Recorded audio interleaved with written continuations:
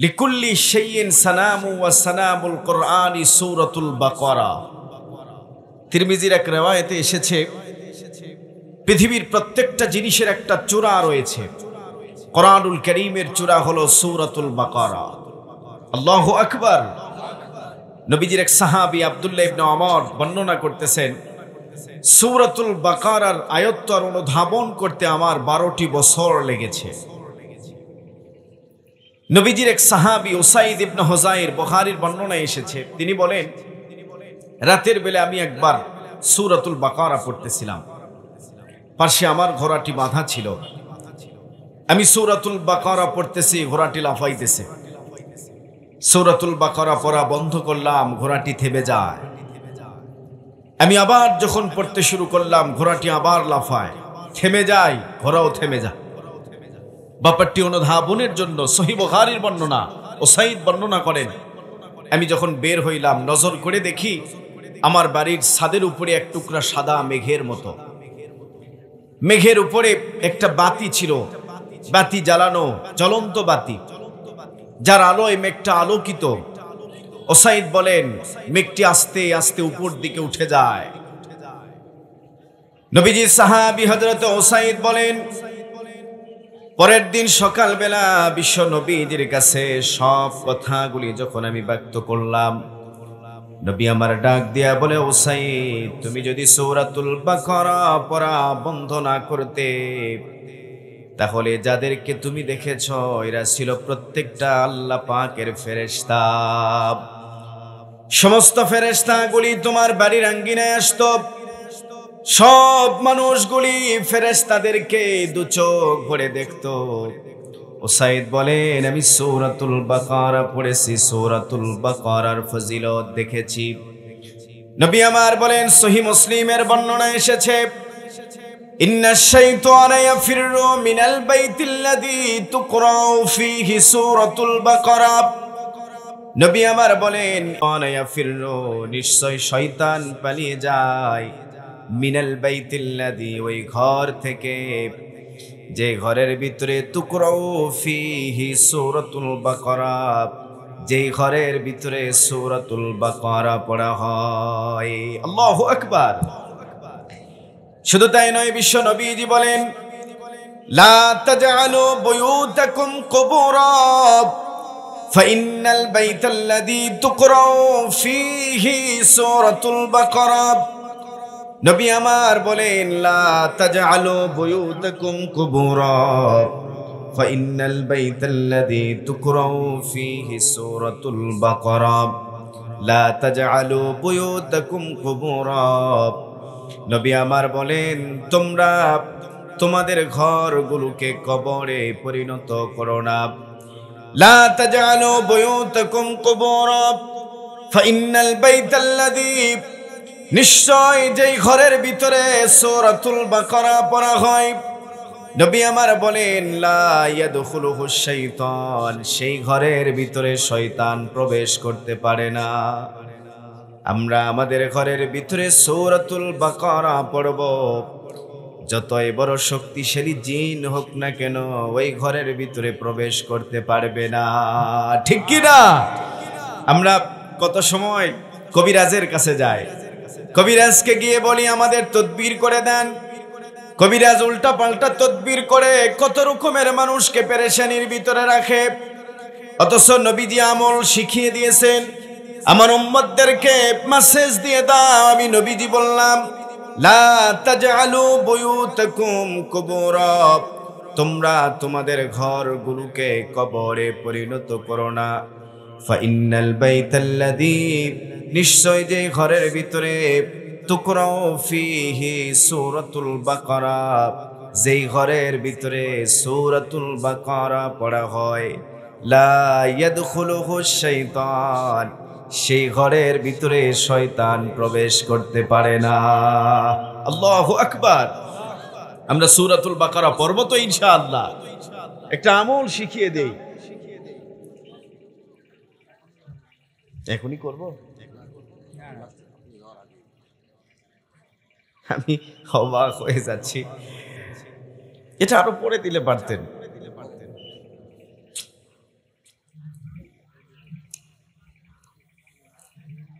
আল্লাহ ধৈর্য ধারণের তৌফিক দান করুক, আমিন। সম্মানিত সুধী, তাহলে সূরাতুল বাকারা আমরা পড়ব ইনশাআল্লাহ।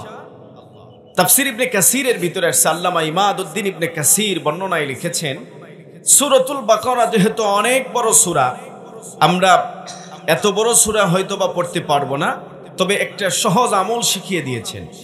সূরাতুল বাকারার প্রথম 4টি আয়াত পড়ব। এরপরে সূরাতুল বাকারার ভিতরে এমন একটা আয়াত রয়েছে, সাইয়্যিদাতু আয়াতুল কুরআনি আয়াতুল কুরসি। নবী আমার বলেন, কোরআনুল কারীমের যতগুলি আয়াত রয়েছে সমস্ত আয়াতের সর্দার হলো আয়াতুল কুরসি।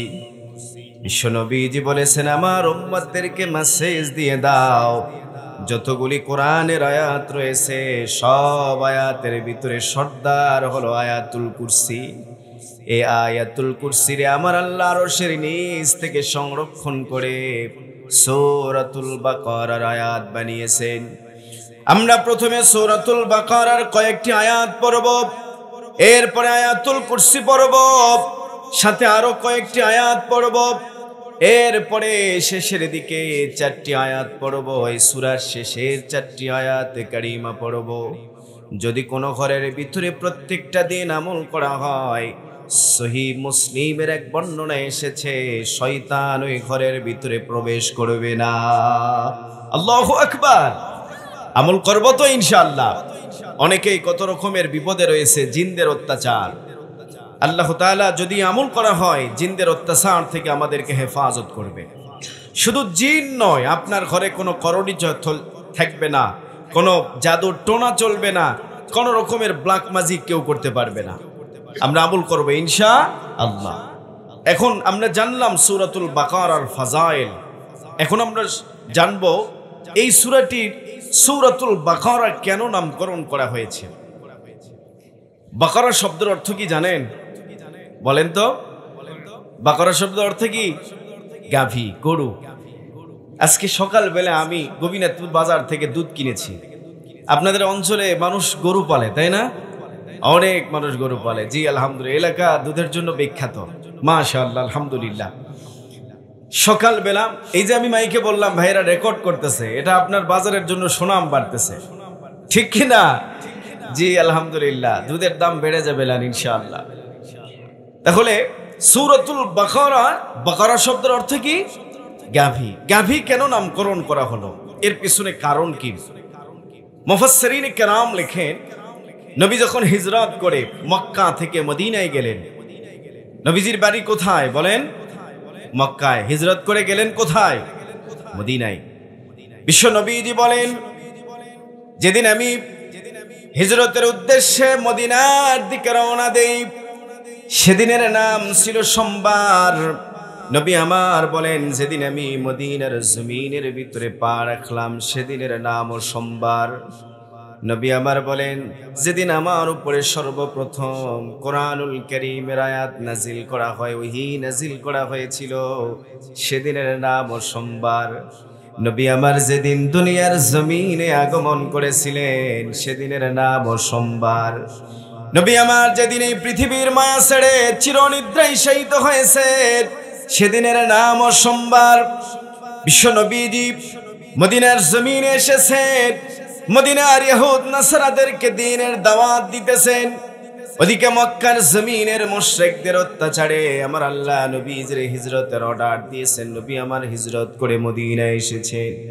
মদিনায় এসে দেখে ইহুদিদের অত্যাচার, নবীজিরে নানান রকমে নানান ভাবে কষ্ট দেওয়া হয়। নবী আমার বড় ব্যথায় ব্যথিত হয়ে যায়।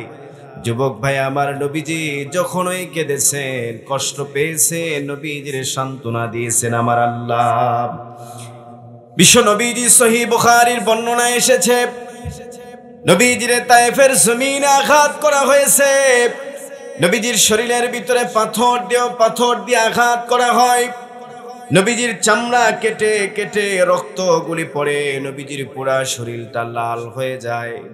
তায়েফের জমিন সাক্ষী, নবী আমার একবার নয়, দুইবার নয়, তায়েফের জমিনে তিনবার বেহুশ হয়েছেন। বিশ্ব নবীজি তায়েফের জমিনে তিনবার বেহুশ হয়েছে। সেই নবী আমার নবীজিরে যখন একটু রক্সত দেওয়া হলো, নবীজি সাহাবী হযরতে যায়েদ বর্ণনা করে, নবীজির শরীরের রক্তগুলি আমি ধুইতেছিলাম, নবী আমার কাঁদতেছেন, নবীজির চোখ থেকে দরদর করে বৃষ্টির ফোঁটার মতো পানিগুলো দাড়ি মোবারক ভিজে ভিজে নবীজির বুকের ভিতরে পড়ে, নবী আমার ডুকরে ডুকরে কাঁদতেছে। যায়েদ বলে, আমার পৃথিবীর ভিতরে সব থেকে যারে বেশি মোহব্বত করি আল্লাহর রসুলকে, সেই রসুলের চোখের পানি। নবী আমার কাঁদতেছে। যায়েদ বলে, নবীজির কান্না আমি বরদাস্ত করতে পারি না, বিশ্ব নবীজির চোখের পানি পড়তেছে। নবী আমার ওযু করলেন, দাঁড়িয়ে গেছেন, নামাজে দাঁড়াইবেন।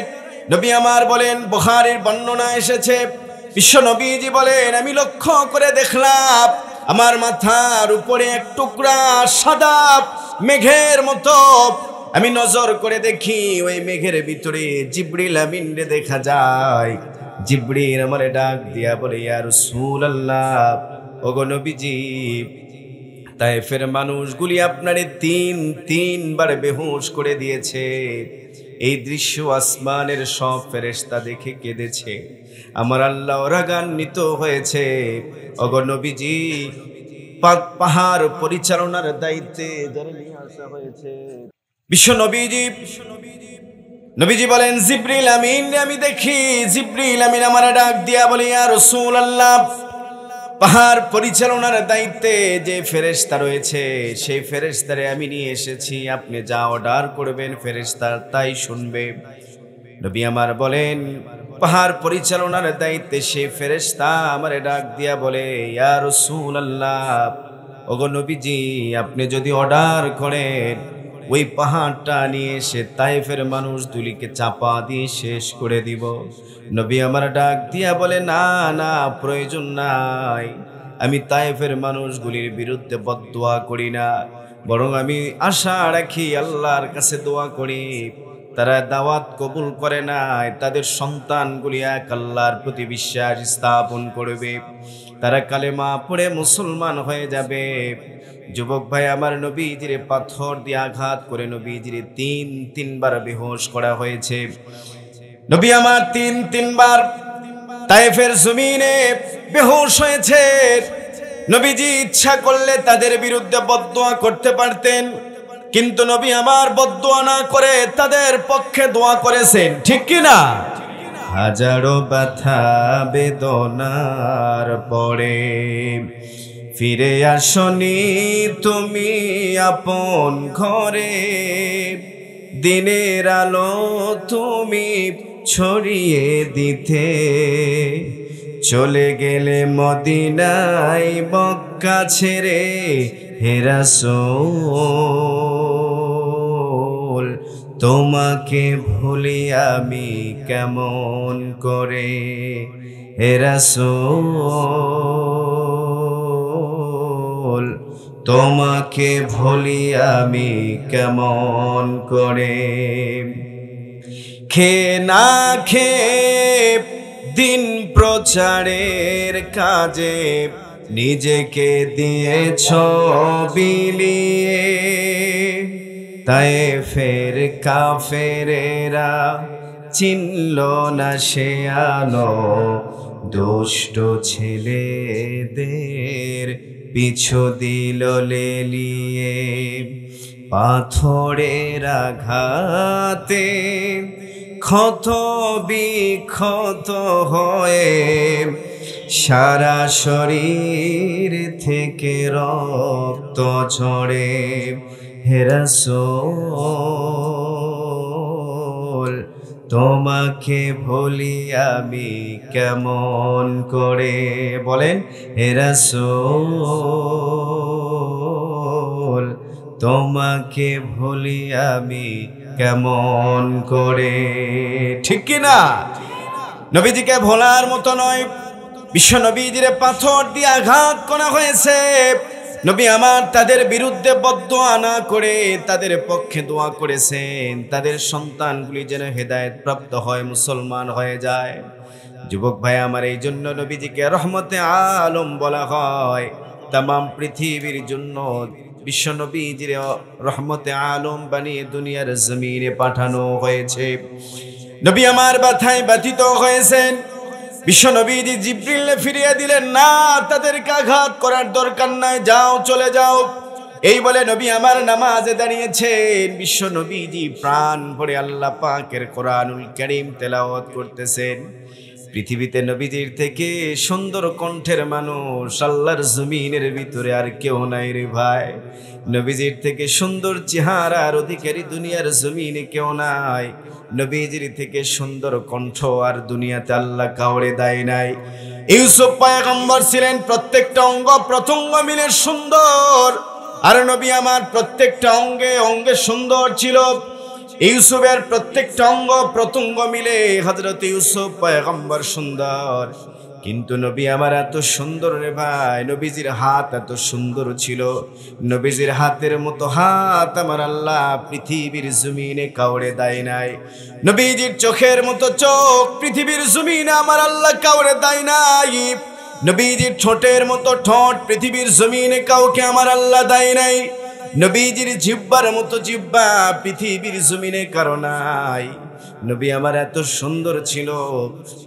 সেই নবী আমার নবীজি নিজের কণ্ঠে আল্লাহ পাকের কোরআনুল কারীম তেলাওয়াত করতেছে। একদল জিন নবীজির কণ্ঠে তেলাওয়াত শুনে আর একদল জিনকে ডাক দিয়া বলে, এমন এক বাণী শুনে আসলাম, এটা দুনিয়ার কারো বাণী নয়, এটা আল্লাহ পাকের কালাম। আল্লাহু আকবার।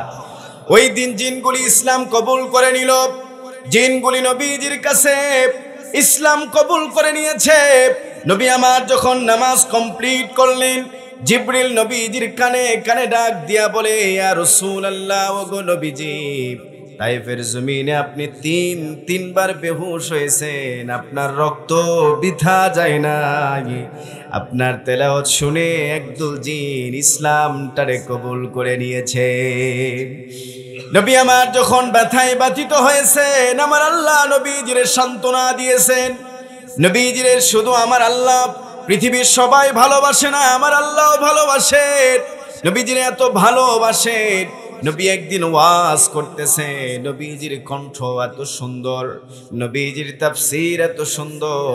যুবক ভাই আমার জবান খুলে বলে, নবীজির থেকে বড় মাপের বক্তা কি পৃথিবীর জমিনে আছে? জবান খুলে বলেন আছে।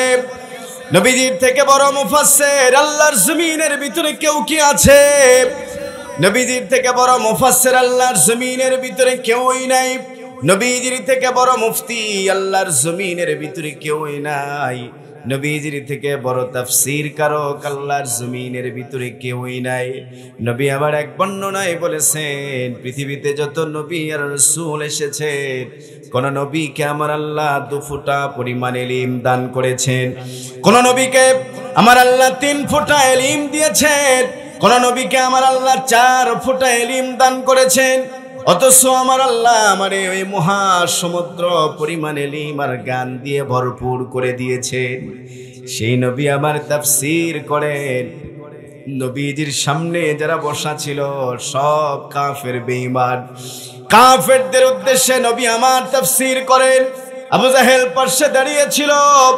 বিশ্ব নবীজির সাহাবায়ে কেরাম এক সাইডে ছিলেন। নবী আমার কাফেরদের উদ্দেশ্যে হেদায়েতের ওয়াজ করেন, তাফসীর করেন, বয়ান করেন। বাংলার জমিনে দেখবেন এক ধরনের মুনাফিক মার্কা মুসলমান রয়েছে। তাদেরকে যদি ইসলামের ওয়াজ, ইসলামের কথা বলা হয়, যদি বলা হয় ওয়াজ করতে যায় যুব সমাজ, ওরা বলে এটা একটা ব্যবসা। ঠিক কি ঠিক কি না? এরা পাক্কা মুনাফিক। জবান খুলে বলেন ঠিক কি না? তাফসীর মাহফিলের বিরুদ্ধাচরণ করবে যারা, এরা মুনাফিক। জবান খুলে বলেন এরা কি? হয় না আরো জোরে বলেন, এরা মুনাফিক। নবী আমার নিজেই তাফসীর করেছেন, নবী আমার নিজেই বয়ান করেছেন। বিশ্ব নবী আমার তাফসীর করে, নবী আমার ওয়াজ করতেছেন। নবী আমার ওয়াজ যখন করতেছেন, কাফের বেঈমানগুলি নবীজির চেহারার দিকে চাতক পাখির মতো চেয়েছে নবীজির তাফসীরগুলি শুনতেছেন।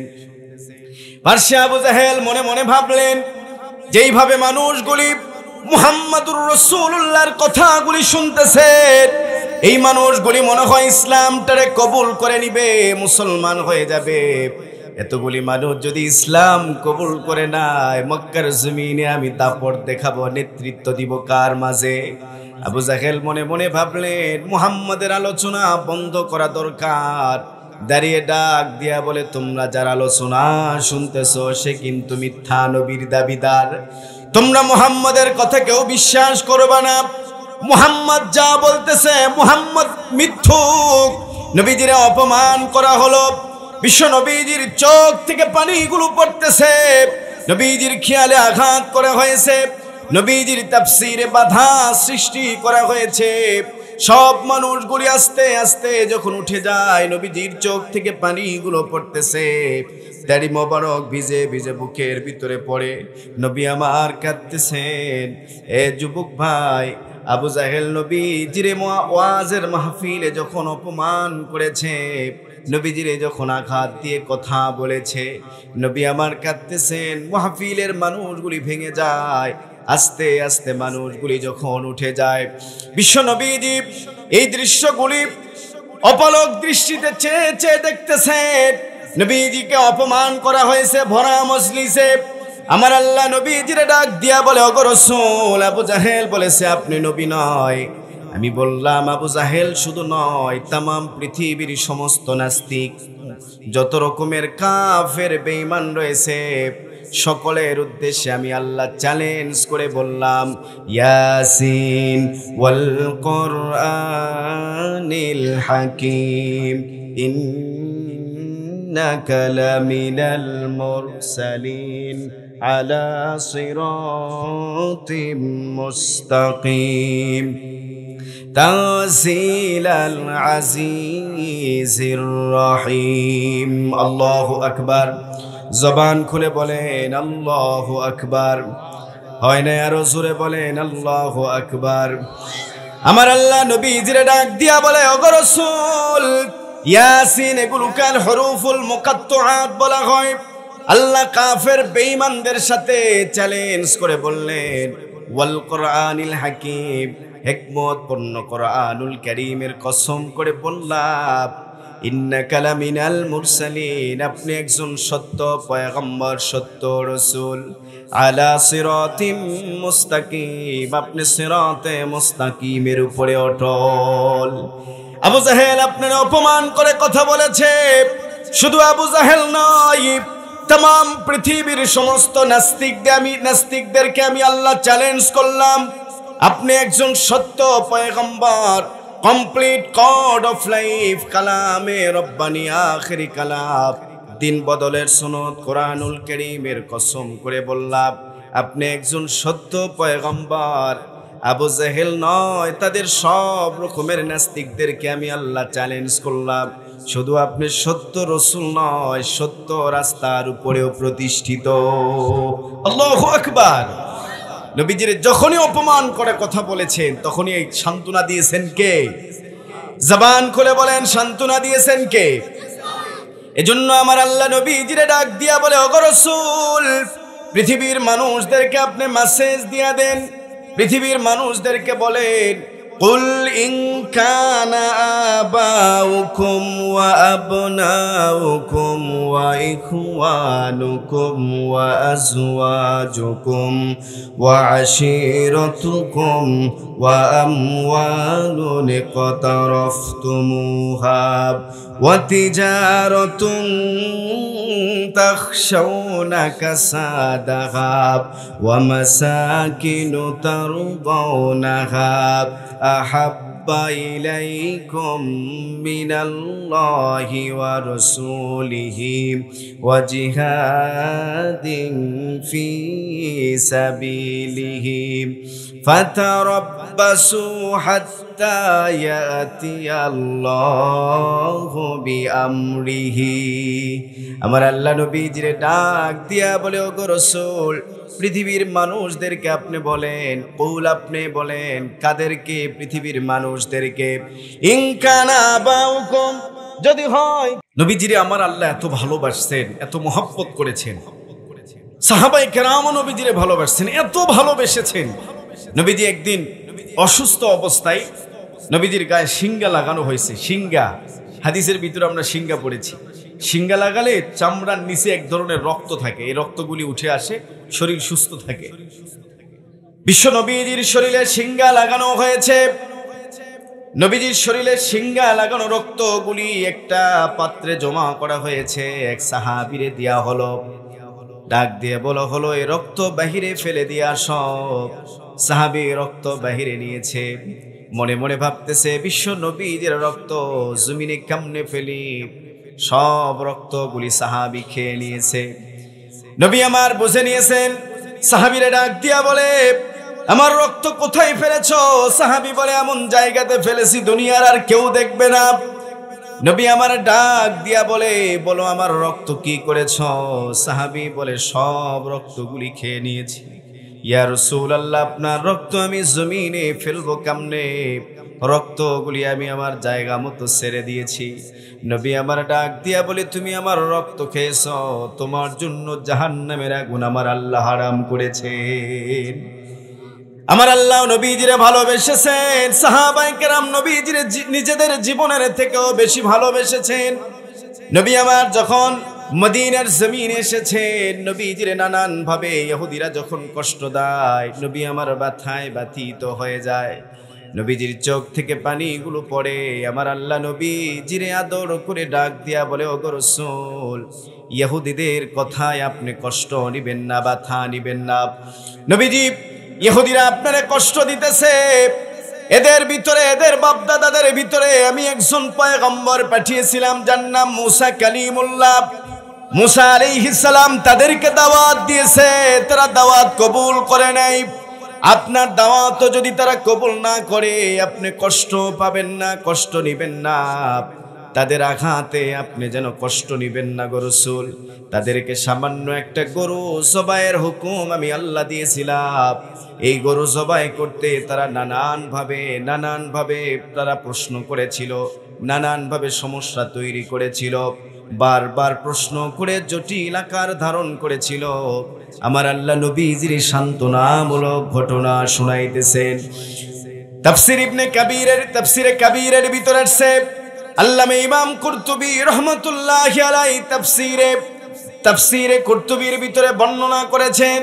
তাফসীরে হক্কানির ভিতরে এসেছে। এরপরে আল্লামা জালালউদ্দিন সুয়ুতী রাহমাতুল্লাহি আলাইহি তাফসীরে জালালাইনের ভিতরে বর্ণনা করেছেন। যুবক ভাই আমার আল্লাহ নবীজিরে ঘটনা শোনাইতেছেন। নবীজিরে ডাক দিয়া বলে, বনি ইসরাইলের ভিতরে একজন ব্যক্তি ছিল, যার নাম ছিল আলিম নামক ব্যক্তি। এই আলিমের অনেকগুলি সম্পদ ছিল, কিন্তু উত্তরাধিকার সূত্রে তার কেউই ছিল না। আলিমের একটা জালেম ভাতিজা ছিল। ভাতিজা মনে মনে ভাবলেন, চাচা তো অনেক সম্পদের মালিক, চাচার ইন্তেকালের পরে আমি সব সম্পদের মালিক হয়ে যাব। চাচারে মনে মনে ভাবতেছে, চাচারে হত্যা করা দরকার, কারণ চাচা কবে মরবে আর কবে আমি সম্পদের মালিক হব। রাতের অন্ধকারে চাচারে হত্যা করেছে। অপর এক বাড়ির দরওয়াজার সামনে চাচার দেহ রেখে দেয়। পরের দিন ভাতিজা নামক জালেম ডাক দিয়া বলে, আমার চাচারে খুঁজে পাওয়া যায় না, চাচা কোথায়, চাচার দেহ কই? সে নিজেই হত্যা করে নিজে বলতেছে, আমার চাচারে খুঁজে পাওয়া যায় না। কয়েকজনকে সাথে নিয়ে আসছে সেই আলিম নামক ব্যক্তির দেহ খোঁজার জন্য। খুঁজতে খুঁজতে জালেম যেখানে চাচার দেহ রেখেছিল সেই জায়গায় এসেছে। মানুষটি তখনও পর্যন্ত ঘুমিয়ে রয়েছেন। বাড়ির মালিক এখনো পর্যন্ত তার ঘুম ভাঙে নাই। এদিকে বাড়ির আঙ্গিনায় হইচই শুরু হয়েছে। বাড়ির মালিক ঘুম থেকে জাগ্রত হয়ে দরওয়াজা খুলে দেখে অনেকগুলি মানুষের সমাগম, সব মানুষ জড়ো হয়েছে। একদল মানুষ ডাক দিয়া বলে, আলিম, আলিম রে তুমি কেন হত্যা করেছ? মানুষটি ডাক দিয়া বলে, না না, আমি তারে হত্যা করি নাই, আমি তো ঘুমিয়ে ঘুমিয়ে আমার সময়টারে পার করে দিলাম। কে তারে হত্যা করে আমার বাড়ির দরওয়াজার সামনে রেখে দিয়েছে। একদল মানুষ ওই মানুষটারে দোষারোপ করে। ওই মানুষের পক্ষে কিছু মানুষ এসে যায়। এক পর্যায়ে নিরুপায় হয়ে মুসা কালিমুল্লাহর কাছে চলে আসলেন। এই মানুষগুলি মুসা আলাইহিস সালামের কাছে এসে ডাক দিয়া বলে, মুসা, ওগো নবী, আপনি তো মুসা কালিমুল্লাহ, আল্লাহর সাথে কথোপকথন করেন, আপনি আল্লাহর কাছে বলেন এই মানুষটারে কে হত্যা করেছে। ওয়াইদ ক্বালা মূসা লিকাওমিহি ইন্নাল্লাহা ইয়ামুরুকুম আন তাযবাহু বাকারা। তারা এসে বললেন ওয়াইদ ক্বালা, তারা যখন বললেন ক্বালা মূসা লিকাওমিহি, মূসা তার সম্প্রদায়ের উদ্দেশ্যে বললেন ইন্নাল্লাহা ইয়ামুরুকুম আন তাযবাহু বাকারা। তোমরা এর কিলার কে তার পরিচয় জানতে চাও, আল্লাহ একটা মাধ্যম জানিয়ে দিয়েছেন। ইন্নাল্লাহা ইয়ামুরুকুম আন তাযবাহু বাকারা, তোমরা একটা গরু জবাই করবে। গরুর গোশত মৃত ব্যক্তির শরীরে লাগানো মাত্র মৃত ব্যক্তি জীবিত হয়ে বলবে কে তারে হত্যা করেছে। মৃত ব্যক্তির কে তারে হত্যা করেছে তার জবান থেকেই তোমরা শুনতে পাবে। অতএব গরু জবাই করো, গরুর গোশত মৃত ব্যক্তির শরীরে লাগিয়ে দাও। তারা ডাক দিয়া বলে মূসা, তুমি কি আমাদের সাথে উপহাস করতেছ? আমরা কিলারের পরিচয় জানতে চাই, হত্যাকারীর পরিচয় জানতে চাই, তুমি আমাদেরকে গরু জবাইয়ের কথা কেন বলতেছ? ওয়াইদ ক্বালা আতাত্তাখিজুনা হুজওয়া, ক্বালা আতাত্তাখিজুনা হুজওয়া, মূসা তুমি কি আমাদের সাথে উপহাস করতেছ?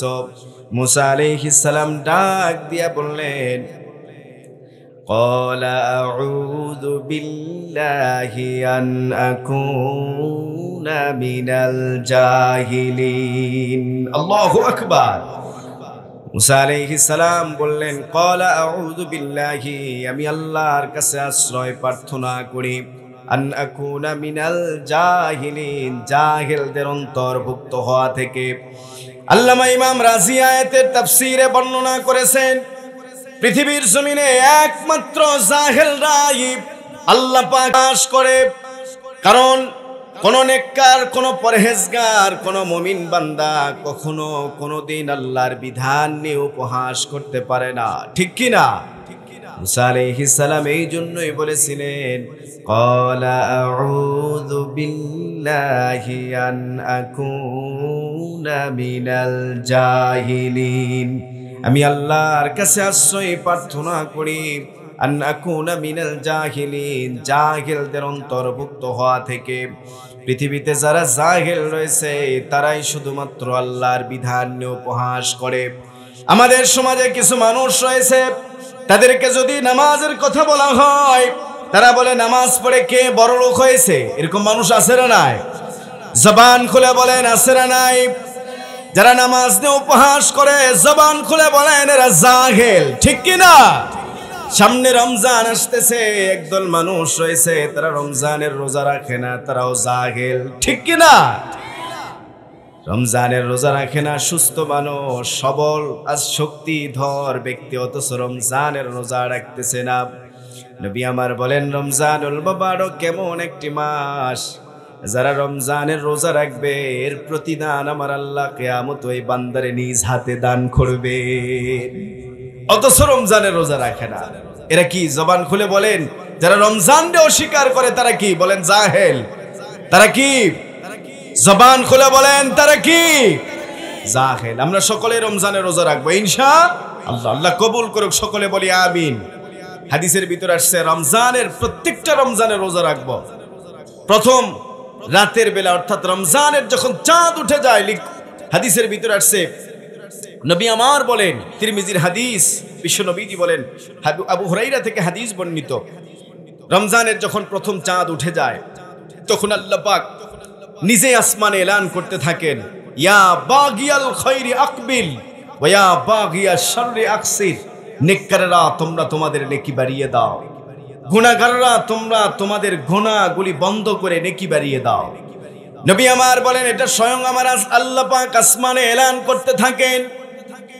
শুধু তাই নয় যুবক ভাই, বুখারীর বর্ণনা এসেছে নবী আমার বলেন কোন মানুষ যদি রমজানের রোজা রাখে, ওমান সামা রমজান ঈমানাও ওয়া ইহতিসাবান গুফিরা লাহু মা তাকদ্দামা মিন যামবিহি। নবী আমার বলে কোন মানুষ যদি রমজানের রোজা রাখে আমার আল্লাহ তার জিন্দেগির সব গুনাহগুলিকে মাফ করিয়া দেয়। আল্লাহু আকবার।